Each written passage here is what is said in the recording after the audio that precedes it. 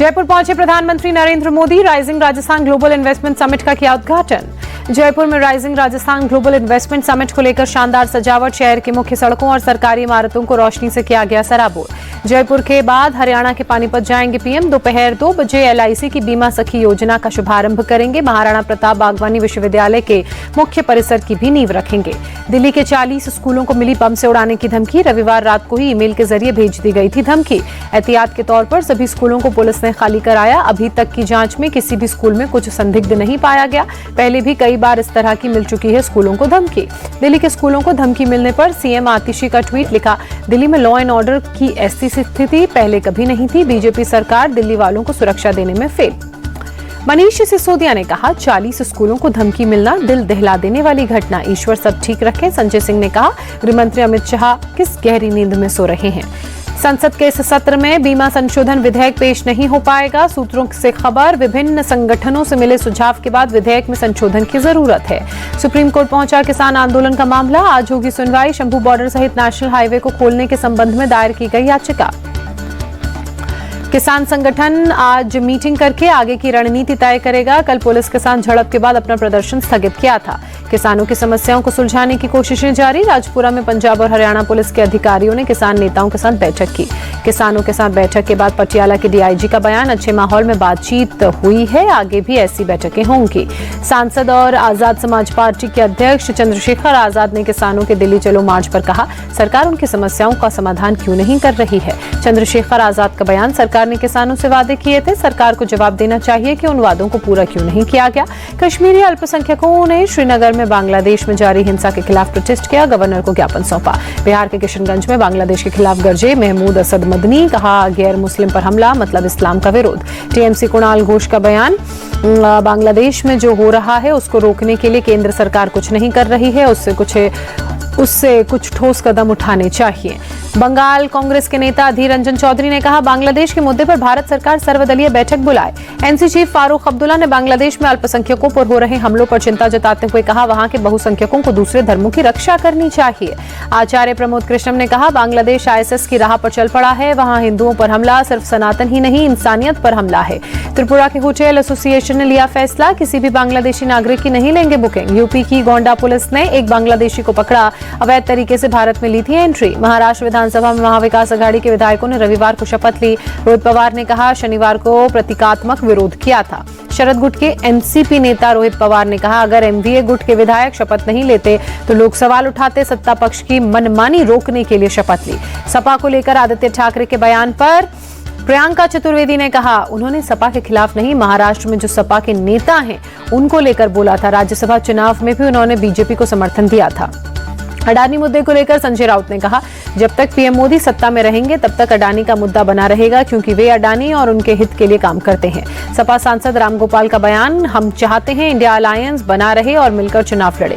कांग्रेस के पूर्व नेता आचार्य प्रमोद कृष्णम का बयान। राहुल गांधी ने कांग्रेस का जैसे अंतिम संस्कार कर दिया वैसे ही इंडिया अलायंस का पिंडदान कर देंगे। बंगाल बीजेपी नेता अग्निमित्रा पॉल ने तंज कसते हुए कहा ममता बनर्जी से बंगाल संभल नहीं रहा है पहले वो बंगाल संभाले।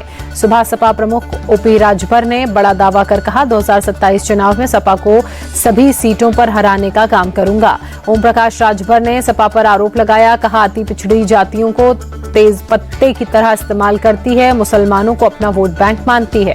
सोनिया गांधी एफडीएल मुद्दे पर बीजेपी के आरोपों पर सपा नेता रामगोपाल यादव ने कहा झूठा आरोप लगाना बीजेपी की पुरानी आदत बन चुकी है। अब कोई भी आरोप आज तक सच नहीं निकला। दिल्ली के करोल बाग में आप संयोजक अरविंद केजरीवाल ने पदयात्रा की। कहा 10 सालों में बीजेपी ने दिल्ली की कानून व्यवस्था को खत्म कर दिया।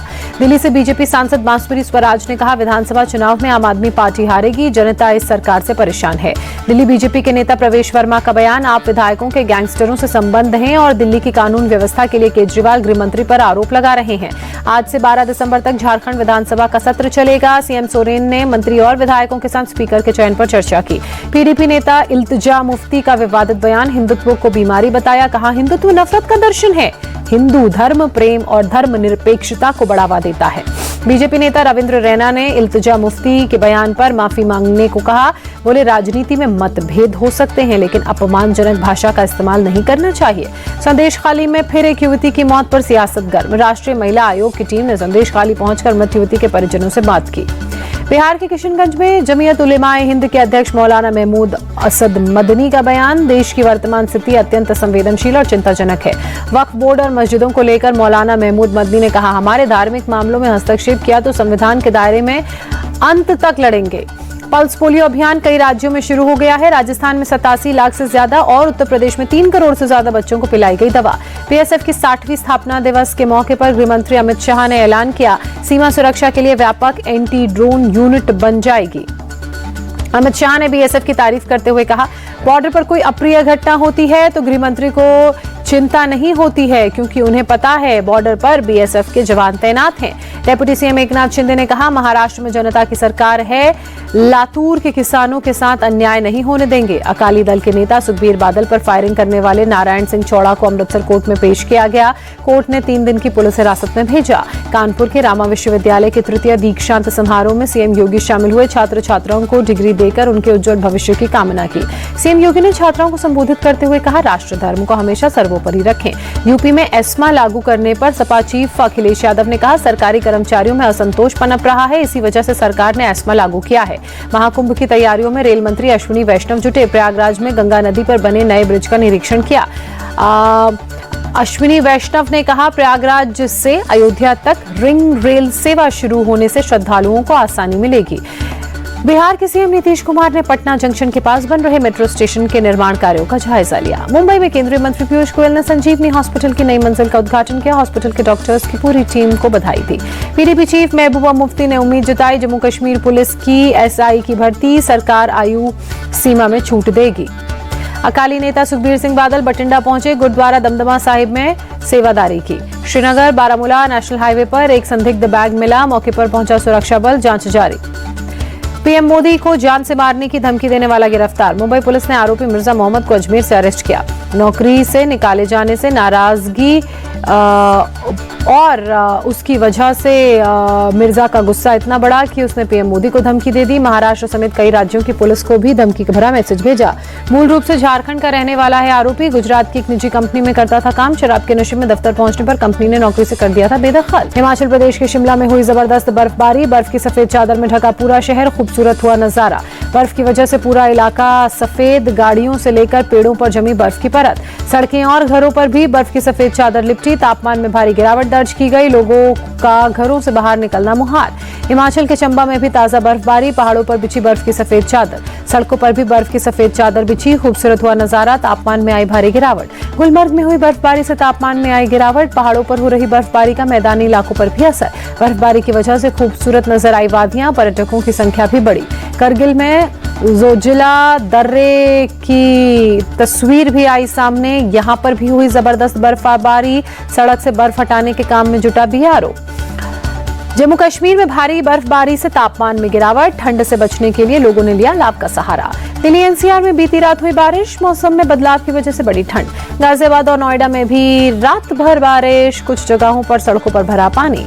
यूपी के मुरादाबाद में शीतलहर जारी। ठंड से बचने के लिए अलाव का सहारा ले रहे हैं लोग। कानपुर में भी कड़ाके की ठंड। बचाव के लिए अलाव का सहारा ले रहे हैं लोग। उत्तर प्रदेश के आगरा में कम हुआ प्रदूषण। संतोषजनक श्रेणी में पहुंची वायु गुणवत्ता। दिल्ली में सुबह सुबह कई जगहों पर आसमान में धुंध छाई। कर्तव्य पथ इलाके में धुंध की हल्की परत नजर आई। दिल्ली के इंडिया गेट इलाके में वायु गुणवत्ता अभी भी खराब। धुंध की हल्की परत देखी गई। दिल्ली में बढ़ती ठंड को लेकर दिल्ली सरकार अलर्ट। बेघरों के लिए 235 टेंट तैयार किए गए। मुंबई में मध्यम श्रेणी में एयर क्वालिटी इंडेक्स पहुंचा। कई इलाकों में आसमान में हल्की धुंध छाई। पश्चिम बंगाल के बीरभूम में कई जगहों पर बारिश। सड़कों पर गाड़ियों की रफ्तार धीमी।